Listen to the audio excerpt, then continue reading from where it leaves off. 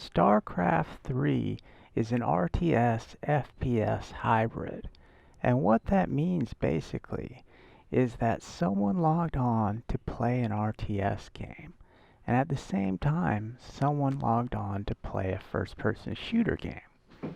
And the person playing the RTS game is basically commanding a bunch of people who are playing first-person shooter. The way it works is really quite simple. It's kind of like an Overwatch where people log on to play first-person shooter and they go to a server and it takes a minute or two to find them a game. While they're doing that, the RTS player is clicking on the barracks and say clicking on build new marine. And as soon as he does that, a person who is already logged on to play FPS just pops into the map and now he can play FPS. The commander selects units and clicks on the map where he wants them to go. Now when the FPS player sees that, he sees an icon indicating what direction to travel to, and then he goes there to fight. I came up with this concept 5 years ago, and it could theoretically be applied to any RTS game on the market. The only reason why I'm doing this video in StarCraft is because it's the RTS game that I'm most familiar with. And as a disclaimer, Blizzard did not approve this. The RTS components of the game will have to be more fast-paced than other versions of StarCraft. And the reason for that is the troops are real people, so they really don't want to wait around. They want to get into the action quick.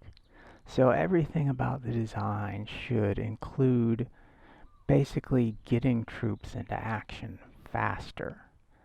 And they'll still have to wait around a little from time to time. I was thinking you could put other options in there for them to do while they're waiting, like target shooting, or a lot of the characters in StarCraft have special abilities. For example, the Yamota cannon. And normally the RTS player is running all of that. So that's more time put in clicking on individual units and buttons.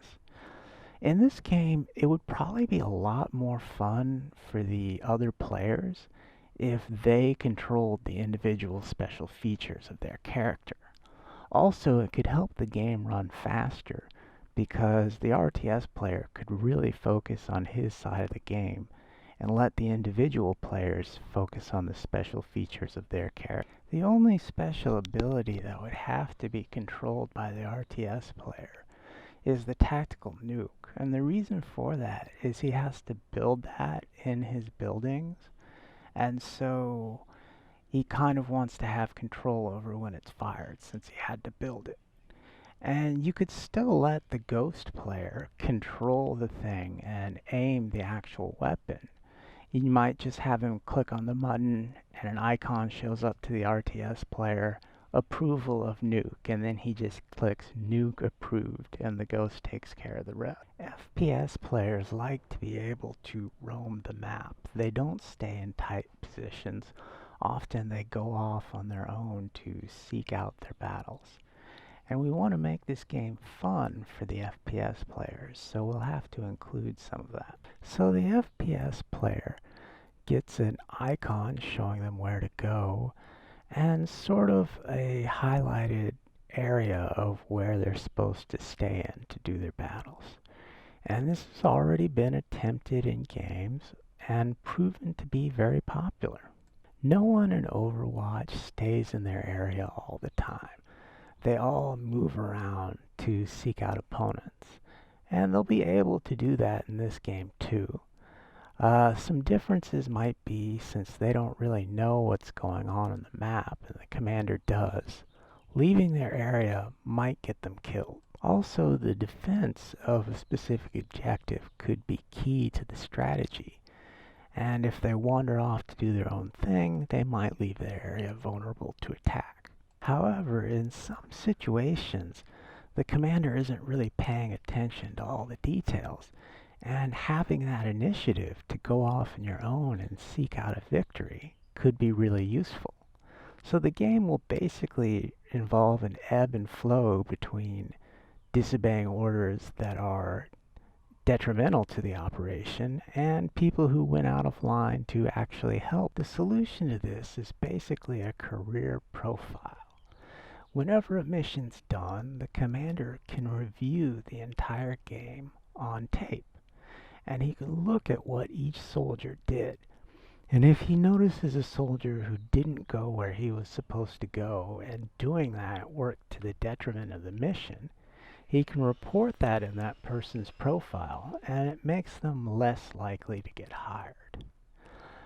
On the same token, if a player goes above and beyond the call of duty and accomplishes a mission that he wasn't even told to do, well, if he's figured out how to do that and be successful, then he gets a positive stripe in his profile.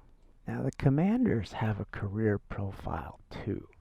Whenever the players have things that they don't like about the commander, maybe his strategic incompetence, or maybe he just builds up troops for too long and doesn't get them into battle quick enough, whatever the case is, his players can report the same things.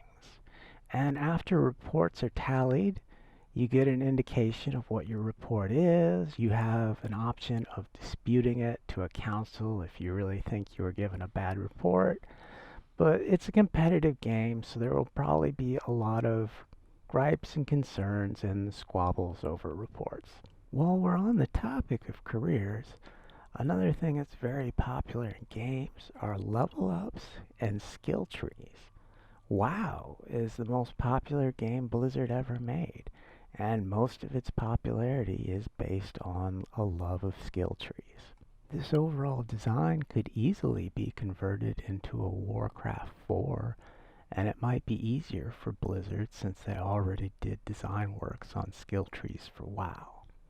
I've never played WoW, so I'm going to give my examples in StarCraft. StarCraft 3 will have a skill tree for every individual unit.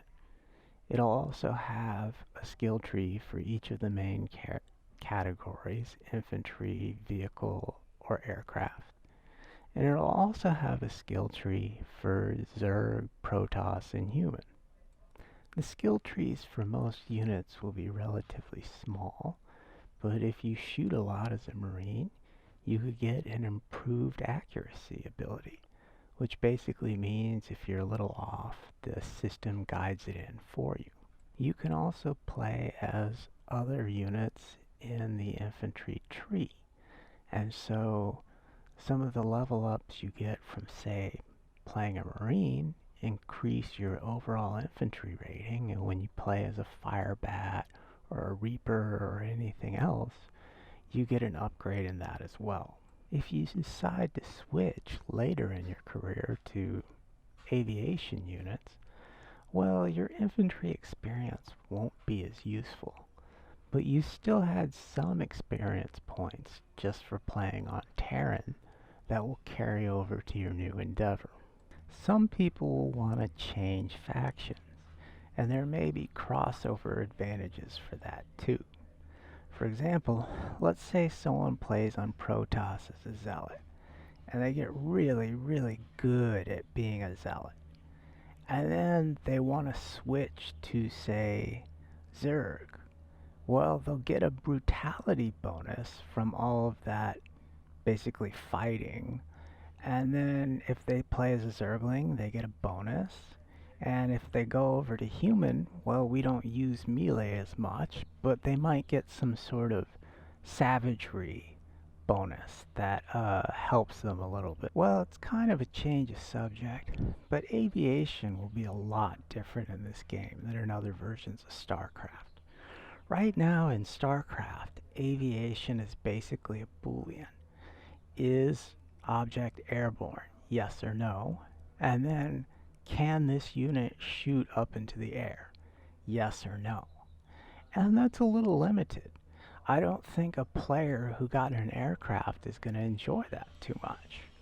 So this game will actually have flight. They'll be able to change their altitude.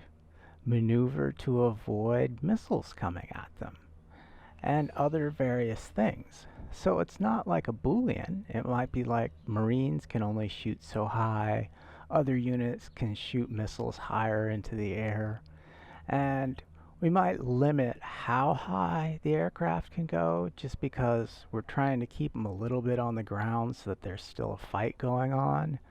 And also, we don't want the program to get too complicated. This isn't an advanced flight simulator, but yes, players will fly. Getting the right units available will take a little bit of engineering. When the commander's making his strategy, he builds different units, and he needs those units available. A person playing as an FPS might, for example, really want to play as a firebat. And when he logs in to play, then he might not find any commanders who want to buy firebats at that point in time. But he will get an icon saying, hey, can you play as a Reaper? Because Reapers are popping right now. This is a game that highly encourages people to play as multiple different units. They get more points for cross-training. They also get more activity if they're available to play as multiple units, reacting to the needs of the mission. In some cases, RTS players may be given AI units to command because there are no players available for what they're trying to make. And with the way the game works, most of the emphasis will be on training the RTS player because no one wants to play under an RTS player who sucks.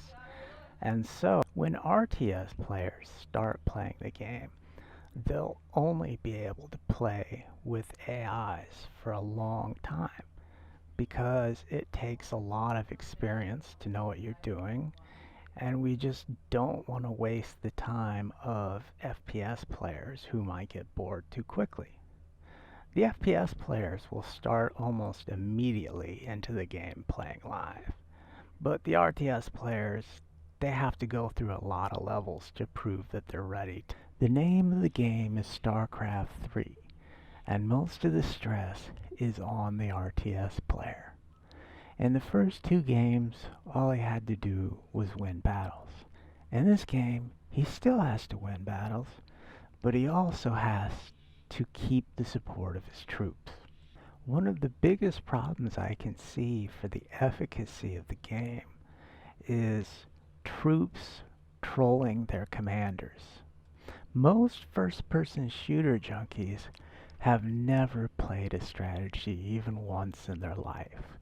And so they're great shots, but the only thing they knew is what they can see through their own rifle scope.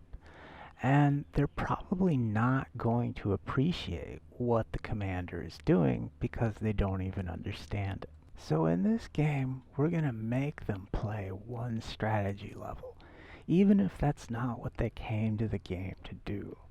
And the reason I'd make it a requirement is just so that they would respect their commanders. If they don't understand what they're doing, why would they respect them? It'd be a fairly simple level, but it'd highlight some of the major points of confusion they might have about what their commander's doing. And then while they're playing, the NPCs would say things like, Commander doesn't know what he's doing, and you suck, even when he's trying his hardest. Why? Because that's a problem that commanders are probably going to face in this game, and so making them see it from the other side is highly valuable. I doubt that commanders trolling their troops will ever be an issue. However, there's still a benefit of forcing the RTS players to play as first-person shooters, at least for one short level. The main reason for that is helping the commanders understand the aspect ratio. They can't make the RTS map as big as it really is to the FPS players. And the reason for that is the map would be so big that the commander would do nothing but pan for most of his time. And he's not using his time wisely if he's always panning the map. And so the map's just going to appear smaller on his screen. That way he can pan quickly and focus on commands. So he needs to know what the real differences in size of the map are. Also, the FPS players will have a lot of dynamic movement going on. And just from a graphics perspective, it won't be realistic to reflect that in the RTS player's screen. And so, whatever the RTS player is seeing is more of an approximation of what's going on in the battlefield that best fits his screen. So, I'm thinking of one 10-minute game as a Marine, followed by one 10-minute game as a commander, and then FPS players can immediately start into multiplayer.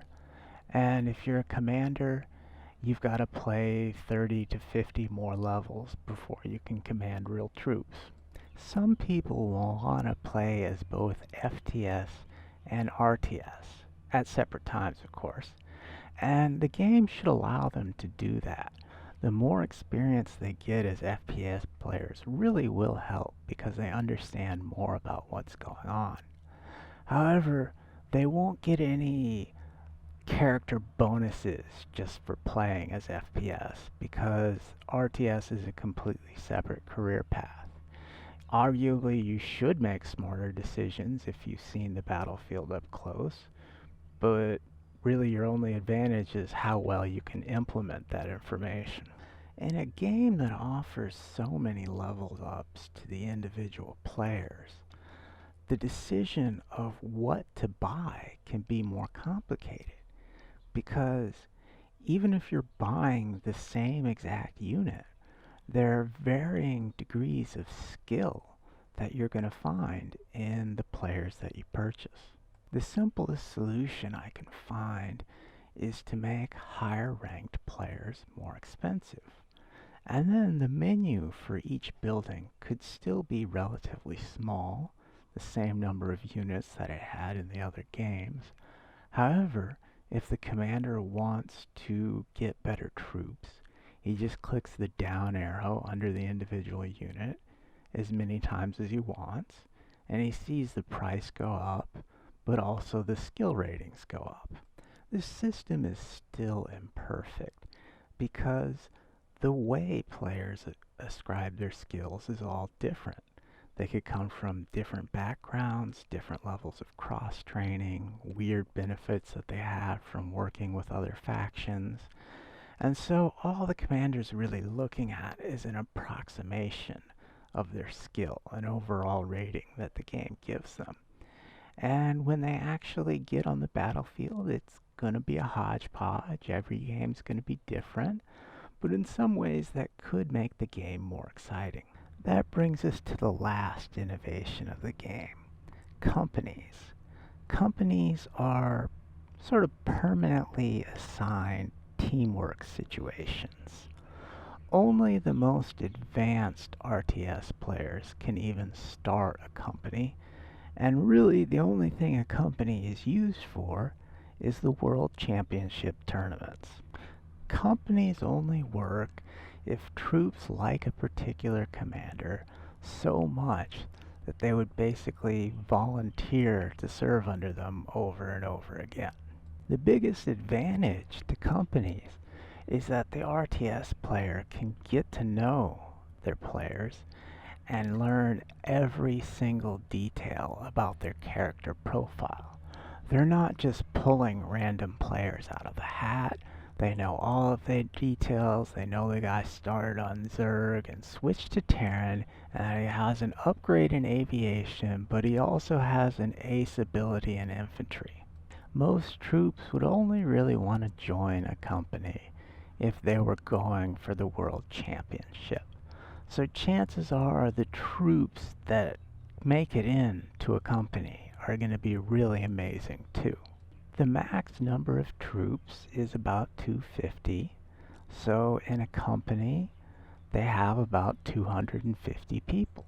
By that level in their careers, they'll have so much experience that they'll probably have a lot of varied units. And this will help so that when the commander's making his strategies, he knows which players are best with which units and how to apply them in the situations for maximum gain.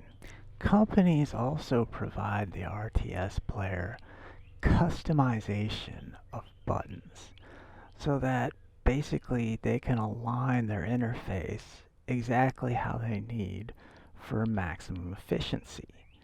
And they might be able to give more individual discretion to their troops because they already know who they are and what they can do. Companies provide the designation of non-commissioned officers. In most games, the troops are just fighting, and they have no clue what's going on the map outside of what they can see. However, NCOs in this game have the opportunity to click a button and see the map from bird's eye view as the commander does. And then they're also talking on headsets to the other troops, and so they can make more independent decisions in the absence of orders. The World Championship Stadium is big. If it needs to, it can accommodate hundreds of players and hundreds of computers. The formation of a company is so exhausting and takes so much time. The only reason I could see it being used is for people who are serious about winning the World Championships. The World Championships of the future will be even bigger and more competitive. I realize that many of you may have clicked on this video to hear news from the Blizzard Corporation instead of my own ideas. Right now, Blizzard is not sure if they're even going to make a StarCraft 3. And the primary reason for not doing it is they're not seeing enough popularity in the RTS genre. My design for StarCraft 3 really does solve the problem of not getting enough people interested in RTS, since the majority of people we need are FPS players, which is the most popular. I don't know if Blizzard is willing to undertake a project this ambitious. However, they do absolutely have the money and resources to finance it. The overarching concepts of this game are really open to any company who thinks they can make anything remotely like this in whatever series or art style is custom to them. If you want to see a StarCraft 3, you need to write letters to the Blizzard Corporation explaining how much you love RTS and how you will totally buy another StarCraft if they produce it.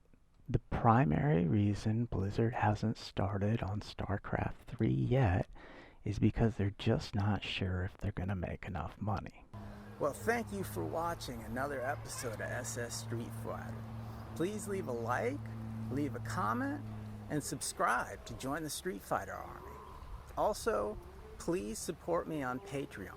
The link to my Patreon is in the description below. I want to give a special thank you to my first supporter on Patreon, my stepdad, and the legendary world champion skydiver, Charles Brown, for being my first supporter. Thank you to him.